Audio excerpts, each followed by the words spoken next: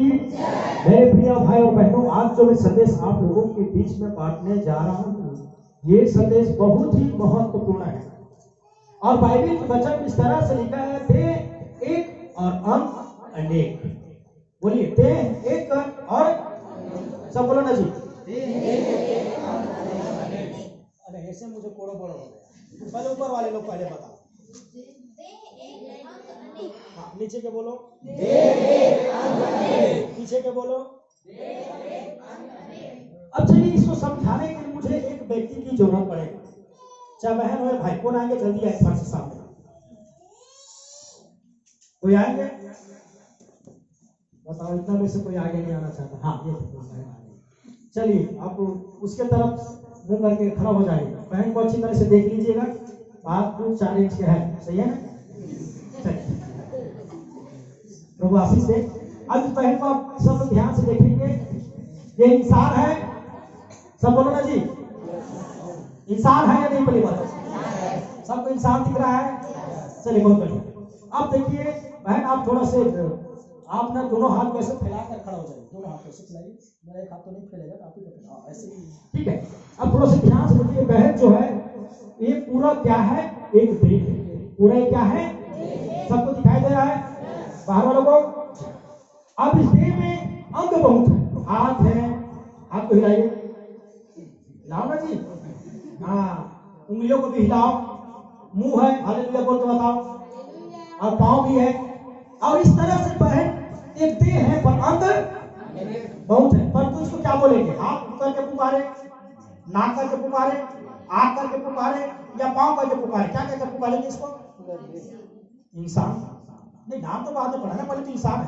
किसी घर में बोलते क्या, राहुल पैदा हुआ है या रानी, बोलते बच्चा पैदा हुआ है, ऐसा बोलते हैं। बाद में नामकरण होता है, सही बोल रहा हूँ? या पहले नामकरण हो गया फिर बाद? ये तो केवल वही ऐसा अगर है तो 2 है, यूहन्ना और यीशु मसीह, जिसका पहले नामकरण हुआ फिर बाद में बच्चा हुआ। हालेलुया। पर पृथ्वी अब तक ऐसा हुआ कि पहले बच्चा आता फिर नाम, और शरीर में माता के गर्भ में पहले बच्चा कैसे बनता है?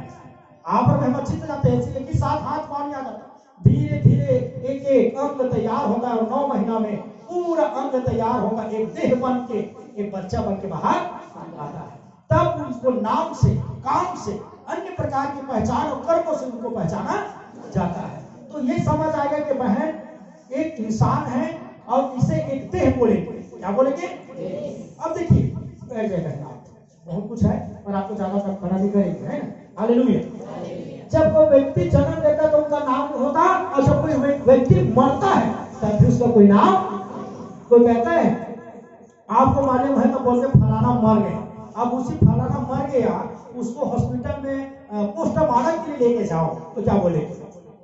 फलाना पोस्टमार्टम करेंगे, डेड बॉडी का, मृत शरीर को काटो, मृत शरीर को फाड़ो, मृत शरीर को सीलो, यही बोलेंगे ना? पैदा होता है तो नाम नहीं, मरने के बाद भी कोई नाम। समझ आ गई? मेरे प्रियो में ये बताना चाहता हूँ पहले कि हर एक व्यक्ति के देह होता है और उस देह को एक नाम दिया जाता है, केवल एक नाम। परंतु उस देह में अनेक अंग होते हैं, हाथ, पांव, नाक, कान, मुख्य मुख्य अंग, जिनको आप और मैं अच्छी तरह से भली भांति जानते हैं। उसी तरह सुनिए ध्यान से, क्या आप सुन रहे हैं? उसी तरह मेरे प्रिय भाई बहनों, ये पहला कोरिन्थियों 12 अध्याय के 12 से जो हम लोग पढ़े हैं 25 पद तक, इसमें प्रभु यीशु मसीह ने ये बात हमको सिखाने का प्रयास कर रहा है कि हम जो भाई बहन यहाँ बैठे हैं, अलग अलग जाति से, अलग अलग धर्म से, अलग अलग कद से, कोई लंबा, कोई छोटा, कोई मोटा, कोई पतला, कोई काला, कोई गोरा, कोई मीडियम साइज, सबकी साइज अलग है, रंग अलग है, कद अलग है। जो अलग अलग बैठे हैं मेरे प्रिय भाई बहनों, हम जरूर अलग अलग नाम के भी हैं, अलग अलग गांव के हैं, और परमेश्वर के दृष्टिकोण में हम सब एक देह। Hallelujah, hallelujah. हम सब एक होने के लिए बुलाए गए हैं। अब उदाहरण बताना चाहता हूँ। किसी भी परिवार में, मान के चलो उदाहरण के किसी परिवार का सरनेम ले लेते हैं, जैसे कि हमारा परिवार का सरनेम लेते हैं बघेल। तो बघेल परिवार का कहने से, बघेल परिवार में बघेल परिवार का कहने से एक हो गए, पर बघेल परिवार में केवल एक बघेल है क्या? नहीं, पिता है, चाचा है, चाची है, दादा है, दादी है, नाती है, पोता है, भतीजा है, पत्नी है, परिवार है, समझ आ रहा है। परंतु उनको एक परिवार का नाम दे दीजिए, क्या क्या? बघेल परिवार, साहू परिवार, रात्रे परिवार, वर्मा परिवार, है ना, मांडले परिवार, या अन्य प्रकार का जो बैठे उसे परिवार दे दिया। पर परिवार क्या एक है? क्या एक परिवार का एक नाम है, परंतु उनके परिवार में कई लोग हैं जो अलग अलग भूमिका निभाते हैं, परंतु उसको एक ही परिवार के नाम से जाना। अब सुनिए ध्यान से, मुझे जो अपने आप में बहुत अभिमान से भूले हुए हैं, मैं बताना चाहता हूँ आप और मुझको, जो हम अलग अलग जाति से, अलग अलग गांव से, अलग अलग नाम से, अलग अलग कद से, अलग अलग रंग रूप से यहाँ आकर बैठे हुए भाई और बहनों, हम सब एक मसीही हैं। यहाँ कोई साहू नहीं, यहाँ कोई सतनामी नहीं, यहाँ कोई मेहर जात के नहीं, यहाँ कोई साहू वर्मा नहीं, यहाँ हिंदू मुस्लिम सिख ईसाई नहीं, परंतु सब यहाँ भाई और बहन, एक मसीही। जो बताइए बताए परमेश्वर, हालेलुया। कितने लोगों को समझ आ रहा है? इतना समझ आ गया? चलो तुम्हारा कर खड़ा हो, क्योंकि कुछ लोगों को हमको समझाना पड़े। अब हम समझ आ गए कि हम सब क्या है? बोलो ना जी, जोर से, क्या है? अब बहन अपने हाथ को ऐसे हिलाओ थोड़ा से, मान कर चलो इस बहन का ये जोड़ा हाथ है टूट जाए, तोड़वा तो नहीं दिखा सकते हैं, पर नहीं तोड़वाए, उसका तकलीफ हमको दिख रहा है।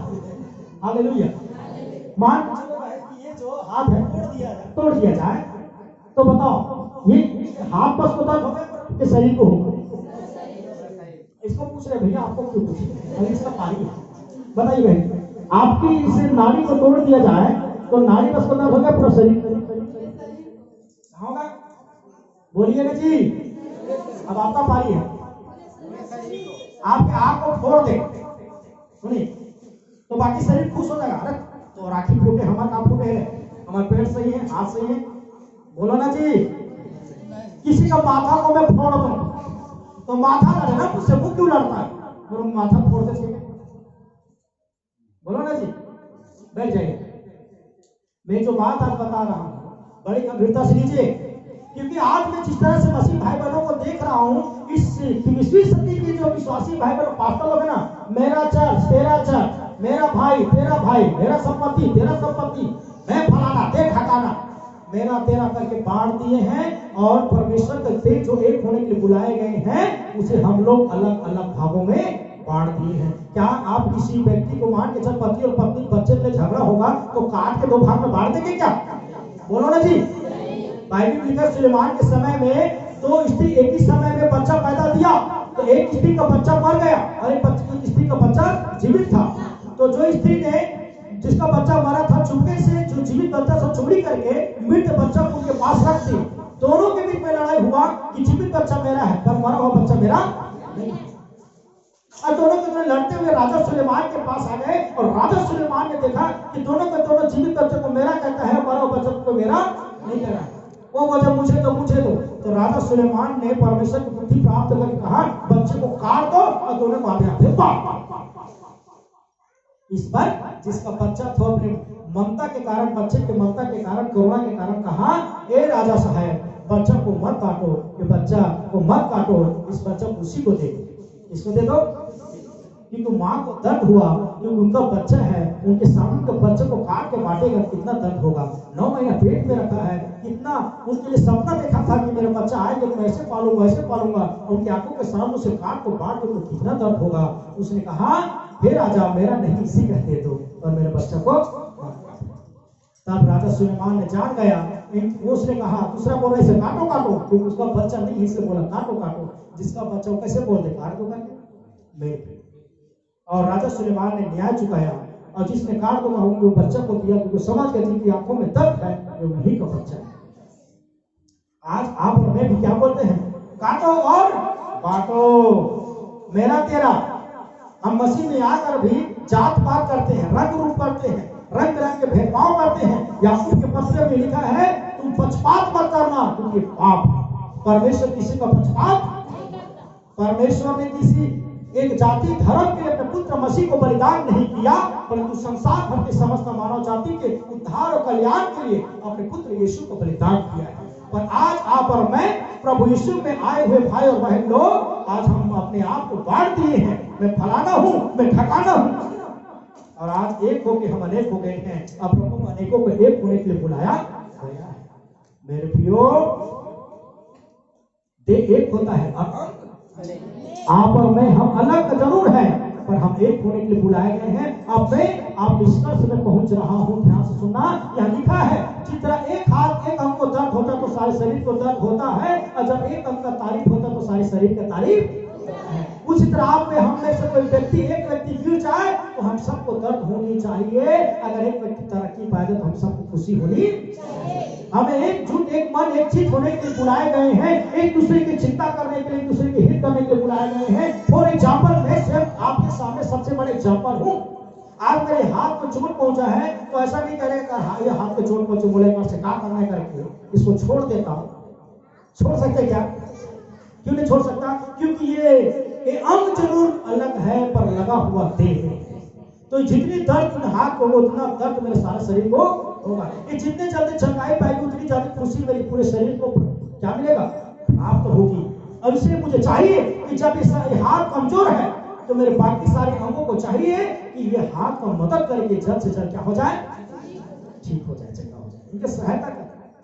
परंतु मेरे प्रिय भाई बहनों, आज आप और मैं, जो कोई बाइबल में लिखा है, कोई यहाँ पर सेवक है, कोई पास्टर है, कोई आराधना लीडर है, कोई विश्वासी है, कोई दान देने वाला है, कोई प्रबंध करने वाला है, कोई प्रेरित है, कोई प्रचारक है, कोई परमेश्वर को बुलाए हुए संतान है, हम सब एक होने के लिए बुलाए गए हैं। पर बड़तू को विडंबना के साथ मुझे कहना पड़ता है कि हम प्रभु में आत्मिक जीवन प्राप्त करने के बाद भी, जीवित खुदा को जानने के बाद भी, सत्य प्रभु के सत्य वचन को जानने के बाद भी आज भी अंधपन की जीवन बिता रहे हैं। आज हम में एकता नहीं है, क्या नहीं है? बोलो ना जी। आज हम इतना बड़ा शरीर देख एक है तो हमारा शरीर एक नहीं है। हालेलुया। कितने को बात समझ आ रहा है? 25 को पढ़िए थोड़ा सा। ताकि देह में फूट न पड़े, हाँ। परंतु अंग एक दूसरे की बराबर चिंता करे। हाँ, हालेलुया। क्या लिखा है? ताकि देह में फूट न पड़े, परंतु अंग एक दूसरे के बराबर। मेरे प्रियो, अब मैं एक बात बोलना चाहता हूँ। आज के मसीह भाई बहन लोग प्रभु को, जीवित खुदा को, सत्य प्रभु को जानने के बाद भी क्यों मूर्ति पूजा वाला विवाह करता है? क्यों? क्यों अपने हर चीज को, संसारिक जीवन बिताना चाहता है? क्यों चाहते हो? क्योंकि हम में एकता। जब वो भाई बहन हम पर विश्वास करके अपने घर में आशीर्वाद सभा में, या दुख के समय प्रार्थना सभा में, या अन्य प्रकार के अपने घर में, कई छठी में, विवाह में, या मिट्टी में आपको मुझको आमंत्रित करता है कि मेरे मसीह भाई बहनों मेरे साथ देंगे, मेरे दुख में साथ देंगे, मेरे सुख में साथ देंगे, तो आप और मेरे जैसे में से लोगों के पास समय, बोलो ना जी, समय नहीं होता है। हम अपने काम देखते हैं। आज आपके मेरे में से कई लोग प्रभु यीशु मसीह में सच्चे भक्ति के साथ जीवन बिताते हुए समाज से बहिष्कृत होकर अकेला है। अब वो हमारा परिवार हो चुका है, हमारा भाई हो गए हैं, संगी हो गए, साथी हो गए हैं। कृपया सब लोग मेरे तरफ देखकर सुनो वचन। आग मटोली करके चोरी मत करना, आप उद्धार नहीं पाओगे, याद रख लीजिएगा। आप सोच रहे हैं कि बपतिस्मा ले लिए उद्धार पाएंगे, प्रभु बोझ लेंगे और उद्धार पा जाएंगे, करके धोखे में मत रहना। बाइबल के सारी आज्ञाओं को पालन करो। वचन के ज्ञान में होने के कारण परमेश्वर के दास कहता है मेरी प्रजा नाश हो गई। आज कई लोग उद्धार पाते पाते नाश हो रहे हैं। आज बहुत से लोग उद्धार पाते पाते क्या हो रहे हैं? आज मुझे बड़ा दुख होता है कि हमारे भाई बहन किसी वहां व्यक्ति लोग निमंत्रण देते हैं हमको वो चीजों में। कौन है ठीक कर रहे जो उनको थोड़ा साइड करो, थोड़ा ध्यान से सुनेंगे परमेश्वर के वचन। आज हमको निमंत्रण देते, हम जाते नहीं है। कोई आदमी हमारे भाई बहन में किसी को दुख तकलीफ हो जाता है, हम उनको फोन लगाकर भी नहीं पूछते हाय हम मानते हैं ये कैसा दे है, ये कैसा दे। मैं पूछना चाहता हूँ जो एक दूसरे के बारे में चिंता नहीं करता। बोलो ना। अभी इसका बहन को बोला हाथ को आपको तोड़ दिया जाए तो शरीर का दर्द होगा, तो होगा बोल रहा है। अभी हम में से किसी को दुख आ जाए तो हमको दर्द होगा नहीं होगा? बोलो ना जी। कहाँ गए आवाज, कहाँ गए आपकी बातें, कहाँ गए आपकी भक्ति, कहाँ गए आपका विश्वास? किस तरह के विश्वास में चल रहे हो आप लोग? किस तरह का विश्वासी मैं पूछना चाहता हूँ। हम इतनी बड़ी क्रिसमस मनाने जा रहे हैं केवल खीर पूरी खाने के लिए? मैं पूछना चाहता हूँ क्यों? आप जरूर बोलोगे पास्टर साहब हमको डांट, मैं सच बोल रहा हूँ। मेरे प्रियो, हम पृथ्वी तक के बस विश्वासी नहीं है, मैं जीवन पाने के लिए मैं पूछना चाहता हूँ। मैं आपको ऐसा धोखे में रखने वाला पास्टर नहीं बनना चाहता जो आपको लूट खसोट कर मेरा क्या जाएगा, क्रिसमस मना रहे अच्छा से दान आएगा, जेब में पकड़ो गाड़ी लूंगा घूमूंगा ऐसा करूंगा। मैं इसलिए सेवाई में नहीं आया हूँ। मेरे हाथ टूटने पर भी मैं एक दिन घर में आराम नहीं किया, प्रतिदिन सेवाई कर रहा हूँ, इसलिए कि एक भी व्यक्ति न रखना जाए। मैं मरने वाला व्यक्ति को मुझे जीवन दिया है, मैं बहुतों के लिए जीवन का कारण बनूंगा। हालेलुया, बोले सुबह और इसलिए नहीं कि मैं आपको अपने फायदा के लिए प्रचार करूंगा, पर इसलिए कि यीशु के फायदा के लिए मैं प्रचार करूंगा। और मैं चाहता हूं कि मैं आप सबको एक कर दूं। मैं दुनिया से छोड़ने से पहले अगर प्रभु के आगमन है उनके पास जाने से पहले एक ऐसा कलीसिया बना के जाना चाहता हूं कि एक व्यक्ति एक बहन एक भाई बहन को देखे तो ऐसा लगे कि मैं अपने को देख रहा हूं। एक दूसरे की चिंता करने वाले, एक दूसरे के हित के बारे में। प्राचीन काल की कलीसिया ऐसे एक परिचित के रहते थे कि अपनी संपत्ति में भी किसी को नहीं कहता मेरा संपत्ति है। उनमें कोई कंगाल नहीं था, उनमें कोई गरीब नहीं था, क्योंकि लोग अपनी संपत्तियों को बांट देते थे। उनमें कोई निर्धन नहीं था, उनमें कोई दुखी नहीं था, क्योंकि लोगों के एक दूसरे के आंसू को पोंछते थे। उनमें से कोई भूखा नहीं सोता था कि एक दूसरे को बांट कर खाते थे। उनमें से कोई व्यक्ति निराशा में नहीं जीते थे, क्योंकि एक दूसरे की आशा बनता था। एक दूसरे में कोई अंधकार नहीं जीते थे, एक दूसरे के ज्योति का कारण बनता था। एक दूसरे व्यक्ति में कोई रोता नहीं था, जब लोग रोते तो कोई एक व्यक्ति रोता तो सब रोते थे, जब एक हंसते थे तो सब हंसता था, क्योंकि हर एक व्यक्ति सोचते थे हम मसीह में अनेक हैं पर बुलाए हुए एक हैं। मसीह हमें एक होने के लिए बुलाया है, देह एक है, अंक अनेक है। हालेलुया। मेरे प्रिय भाई और बहनों, आज मसीह एकता देने की पहचान है। इस क्रिसमस में हम एक होने के लिए आ रहे हैं। एक को कोई आदमी डांटे तो हम सब डांट खा रहे हैं, एक को कोई रुलाते मानो हम रो रहे हैं, एक को हंसाते हम हंस रहे हैं, एक बढ़ता मानो हम बढ़ रहे हैं, एक घटता मानो हम घट रहे हैं। मेरे प्रिय भाई बहनों, कैसे मसीह बनना है, आज मैं आपसे विनती करना चाहता हूँ, इस वचन को अपने आप को अंदर डाल लीजिए। आज कोई व्यक्ति हम पर उंगली न उठा पाए कि आज ये व्यक्ति एक सुने सब लोग, हमें एकता की पहचान। कोई व्यक्ति आपको निमंत्रण देता है, काम देख रहे हो, अगर आपका घर का व्यक्ति आपका रिश्तेदार का व्यक्ति को निमंत्रण देखेगा तो काम देखोगे क्या? बोलो मुझे, बोलो ना जी। हम में से कई लोग लेवल देखते हैं, क्या देखते हैं? हिंदी में क्या बोलेंगे लेवल को? स्तर। मैं बड़ा आदमी तो बड़ा आदमी कर जाऊंगा, छोटा आदमी बोल रहा है हम अपर लेवल के छोटे आदमी कर जाएंगे। हम में से कुछ जाति देखते, अपने जाति घर जाएंगे। कोई व्यक्ति धर्म देख रहा है, कोई रंग देख रहा है, काले के साथ जाऊंगा तो मेरे क्या इज्जत है? मेरे प्रियो, मसीह में क्या इसलिए बुलाए गए हैं? मैं पूछना चाहता हूं, क्या मसीह में भेदभाव करने के लिए बुलाए गए हैं, पक्षपात करने के लिए बुलाए गए हैं, जात पात करने के लिए बुलाए हैं? हम मसीह में एक होने के लिए बुलाए गए। हालेलुया। आज एक दूसरे की चिंता करो। अगर हम में से किसी के पास दुख है तो हम उनके प्रार्थना करें, किसी का घर है तो घर के लिए प्रार्थना करें, किसी का संतान है तो संतान के लिए प्रार्थना करें, हम इसमें बीमार तो बीमारी की चंगाई के लिए प्रार्थना करें, रोए की लड़ाई दूसरे की आशीष मांगे। यही नहीं, पर एक दूसरे के घर में रोटी तोड़ने में, उनके घर में जाकर उनका हौसला बढ़ाने में तैयार रहो। काम काज करके आप में से कई भाई बहन को मैं इतने साल में देख रहा हूँ, मेरा 1 दशक से अधिक हो गए सेवकाई, 1 दशक से अधिक सेवकाई में मैंने देखा कई घर आशीष सभा रखता है, कई घर उपवास प्रार्थना रखता है, कई घरों के प्रार्थना रखता है। सबको व्हाट्सएप के माध्यम से, फोन के माध्यम से और इसी मंच से सूचना दिया जाता है फलाना परिवार में प्रार्थना सभा रखा गया, आप सादर आमंत्रित हैं। आप पूछते कितने लोग हैं? 10 लोग, 8 लोग, बाकी लोग क्या बोलते? काम था भैया, टाइम नहीं था। क्या मसीह में एक है? क्या मैं आपसे पूछना चाहता हूँ मेरे प्रिय भाई, क्या वो भाई नहीं है जो बुलाया वो हमारा अंग नहीं है क्या? बोलो ना जी। क्या वो दुख में आज निमंत्रण दिया है, मिट्टी में क्यों नहीं जाते हम?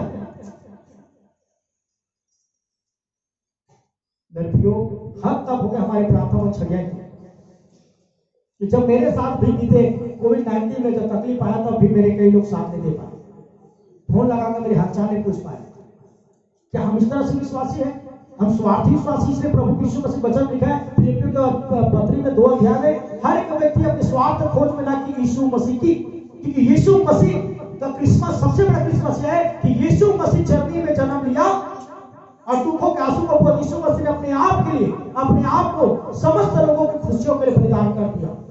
यीशु मसीह कभी अपने हित के विषय नहीं सोचता था, अपने स्वार्थ के विषय नहीं सोचता था।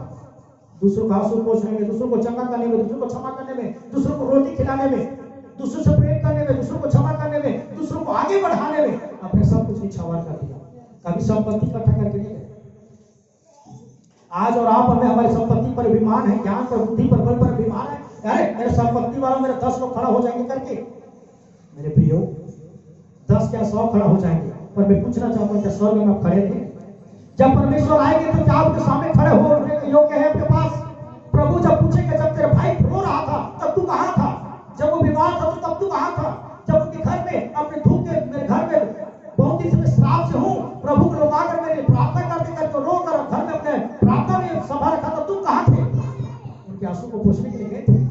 प्रभु ने कहा, हम गाना गाते हैं, कहेगा यीशु आपसे भूखा हूँ रात से, कहेगा यीशु आपसे भूखा हूँ रात से, कहेगा यीशु आपसे भूखा हूँ रात से, भूखा हूँ मुझे खाना खिला क्यों नहीं देते? इस क्रिसमस अपने पड़ोसियों को देखो, हम क्रिसमस मनाने जा रहे हैं, अपने पड़ोसी से नहीं बनता। हम में जितने भी लोग हैं यहाँ बैठे हुए मंडली में भी हमारा कई लोगों से नहीं बनता, और हम क्रिसमस मनाने जा रहे हैं। प्रभु लाया है प्रेम और मेल मिलाप का सुसमाचार। हालेलुया। आज के संदेश को सुनिए। प्रभु बोलेगा, मैं बीमार था तूने मेरी सुधि नहीं ली, मैं दुख था तूने मेरी सुधि नहीं ली। आज मेरे प्रयोग पड़ता है, गुनाह के हटा दो, हर बात मसीह को बता दो। हालेलुया। सुनिए, मैं आपसे विनती करता हूँ परमेश्वर के दास होने के नाते, आज प्रभु ने मुझे अवसर दिया तो मैं आपके इस मंच में प्रचार कर पा रहा हूँ। मुझे पता नहीं कि सप्ताह भर में जीवित रहूंगा नहीं, आप जीवित रहोगे नहीं, मैं इस बात पर टिक नहीं मार सकता, इस बात को मैं अभिमान नहीं कर सकता। प्रभु की करुणा रहेगी तो फिर किसी स्टेट में खड़ा होऊंगा, पर आज जब हूँ तो मैं आपसे विनती करता हूँ परमेश्वर के वचन को गंभीरता से पालन कीजिए। हालेलुया। मेरे प्रियो प्रेरित पुरुष विनती करता था, लोगों से हाथ जोड़ता था, मैं निवेदन करता हूँ तुम लोग परमेश्वर की आज्ञा को पालन करो, परंतु लोगों में भूख लगी हुई थी, अभिमान, मैं इसके पास में बैठूंगा, मैं ऐसा नहीं करूंगा, मैं वैसा नहीं करूंगा, ऐसा चल रहा था। प्रेरित पुरुष ने कहा, कौन पौलुस, कौन अपुल्लोस, कौन फलाना, कौन ढकाना के बपतिस्मा लिए? हम सब यीशु के बपतिस्मा लिए। तुम यीशु में एक होने के लिए बुलाए गए हो, क्यों अभिमान में फूलते करके? प्रेरित पुरुष कई पत्रिका लिख दिया, और आज हम उसको पढ़ते हैं और समझते नहीं है। मेरे प्रियो, मैं विनती करता हूँ आज आप निर्णय ले। हम में से कोई भाई बहन क्या दुख आता है, मानो ऐसे कि मेरे घर में दुख आए, मुझे उनके यहाँ जाना जरूरी है। कोई आपको कोई भी कार्य में निमंत्रण देता है, आप जाइए, अपने मसीह और एकता होने का पहचान कीजिए, क्योंकि हम मसीह में एक है, अंक अनेक है, जात अलग, धर्म अलग, रूप अलग, रंग अलग है, पर हम सब क्या है? आपको क्या लगता है परमेश्वर स्वर्ग से जब आज के दिन रविवार को प्रार्थना करते होंगे, जब वो देखता होगा तो कैसे देखते होंगे? ये कोशिक है, ये बंजारे, ये मॉडल, ऐसा देखता होगा? ऐसा देखता होगा? मान के चलो तो शादी होता है तो दूल्हा अपने दुल्हन को देखता तो क्या देखता है? दुल्हन को देखेगा, कपड़ा को देखेगा, हाथ पसंद देखेगा क्या? अरे हाथ अच्छा है, क्या देखेंगे? चेहरा देखकर सब समझ आता है। आदमी शादी के टाइम पे हम चेहरा ही हमारा क्या है? पहचान है। सिर्फ बात है नहीं, शकल देखकर हम जान जाते हैं कि फलाना है, क्योंकि शकल को प्रभु ने ऐसा बना दिया, ऐसे साचा में ध्यान से सुनेंगे कि सबका शकल अलग अलग है, तो पहचान लेते हैं। जब परमेश्वर स्वर्ग से देखता है तो कलीसिया के दुल्हन रूप में हम सबको एक देखता है। कैसा देखता है? ये कलीसिया मुझे पुकार रही है, ये बेटी मुझे पुकार रही है, ये बेटा मुझे पुकार रहा है, ये कलीसिया में मेरी प्रार्थना हो रही है, ये कलीसिया में मेरी आराधना हो रही है। ऐसा परमेश्वर देखता है मेरे प्रियो, और हम अलग सोचते हैं। मैं आपसे विनती करता हूँ आज इस वचन के द्वारा आपकी हौसलाओं को, आपकी हिम्मतों को बढ़ाकर मैं एकता की पहचान देने के लिए विनती करता हूँ। एकता रहने का फायदा क्या है? पवित्र आत्मा का अभिषेक। भजनकार के 135 अध्याय में लिखा है, जब भाई लोग एक होते हैं, जब एक होता है तो परमेश्वर के आत्मा का अभिषेक को प्राप्त करते हैं। 35 पुस्तक जब एक लोग हो गए तो पवित्र आत्मा का सामर्थ प्रकट हो गए। जब एक होकर प्रार्थना करते हैं किसी भी घर में जाकर कलीसिया में, तो लोग छुटकारा और चंगाई के काम। जब एक होकर हम एक दूसरे की चिंता करते हैं तो हम में कोई आदमी लाचार, दुखी, निराश नहीं होता। जब हम एक होकर एक दूसरे के सामने अपने पापों गुनाहों को मान लेते हैं तो परमेश्वर की बड़ी आशीष हमारे जीवन में आता है। मेरे प्रिय भाई बहनों, आज मैं यही सिखाना चाहता हूँ, पुनः बहन आकर खड़ा हो जाइए। एक बात सुनिए, आगे तो खड़ा हो जाइए। फिर से मैं बहन को इसलिए बता रहा हूँ, ये जो बहन हमारे बीच में खड़ी हुई है, ये बहन को नाम से जानकर अगर हम इंसान रूप में देखें तो इंसान है, एक देह है, और एक देह का क्या? हाथ को फिर उठाइए, ये देह के अनेक अंग है, हाथ है, पांव है, मुंह है और अनेक प्रकार के कई अंग है, परंतु ये क्या है? एक देह है। उसी तरह आप और मैं, बैठ जाइए, आप और मैं अलग अलग जरूर है, अलग अलग गांव से हैं, अलग अलग प्रभु में हम अंग में गिनते हैं, पर देह एक है। हालेलुया। और इसलिए प्रभु भोज को भी दिया गया। प्रभु यीशु ने क्या कहा? लो ये रोटी को खाओ। रोटी का क्या रोटी बोला? नहीं, ये रोटी नहीं है, मेरा मांस है, देह है, खाओ और मुझ में बने। हालेलुया।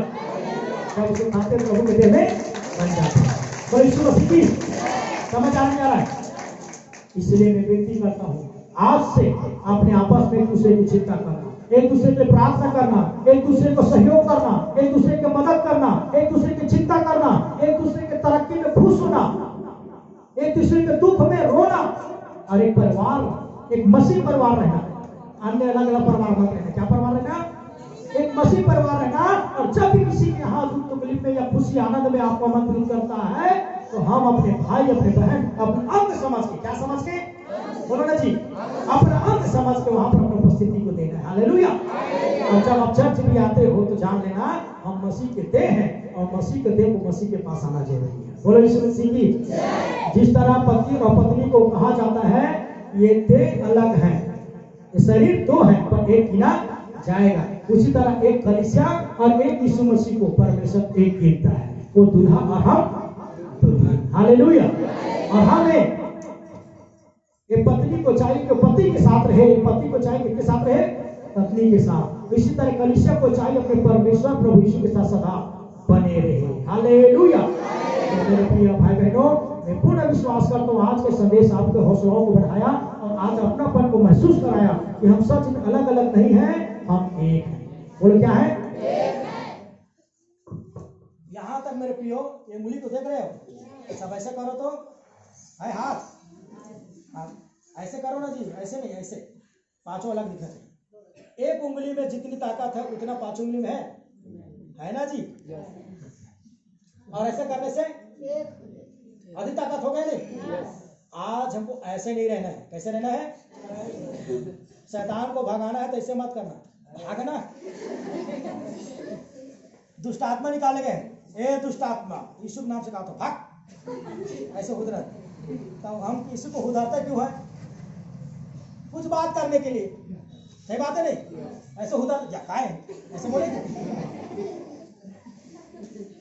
ये दो का निशानी बहुत सब लोग जानते हैं। ये दो का निशानी बहुत होता है, सब लोग जानते। तो वोट और दूसरा तो आपको मालूम है नहीं, और इसका तो फिर पता ही नहीं, फिर इसका भी पता कोई ऐसा नहीं करता, ये गिनती है। परंतु दुष्टात्मा को उंगली दिखा सकता, ऐसे करोगे तो पड़ेगा एक ही मुक्का, तो फिर दोबारा वापस हमें एक होने की जरूरत है। छत्तीसगढ़ राज्य को अगर जीतना है, अपने गांव को अगर जीतना है, हमारे भाई बहनों को मसीह में जीतना है, उनके आत्मा को बचाना है, तो हमको ऐसे नहीं परंतु ऐसे होने की एक होकर प्रार्थना करो, एक होकर उपवास रहना, एक पर बने रहना, एक दूसरे चिंता करना, और मिलकर जब प्रार्थना करेंगे, जैसे पुस्तक के दिन 120 लोग जब मिलकर प्रार्थना किए, फटती हुई जीभ के समान परमेश्वर का आत्मा उतार आया, हर एक पवित्र आत्मिक सामर्थ्य है। हालेलुया। अगर आज हमारा मन एक हो जाए, कई बार हम लोग बैठ जरूर एक छत के तले जरूर बैठ जाते हैं, पर हमारा मन अलग अलग, एक मन हो जाएंगे, परमेश्वर की महिमा आज ही प्रकट होगा। हालेलुया। यीशु मसीह की हम लोग तैयार है, पवित्र आत्मा का अभिषेक आपके जीवन में आए। एक मन हो जाइए, एक दूसरे को क्षमा कीजिए, और आज के वचन से अपने जीवन को कृतार्थ कीजिए। मैं विश्वास करता हूँ आज के वचन परमेश्वर ने आपसे बातचीत किया, परमेश्वर के वचन की तो हमें आशीष थे। आमीन। यीशु मसीह की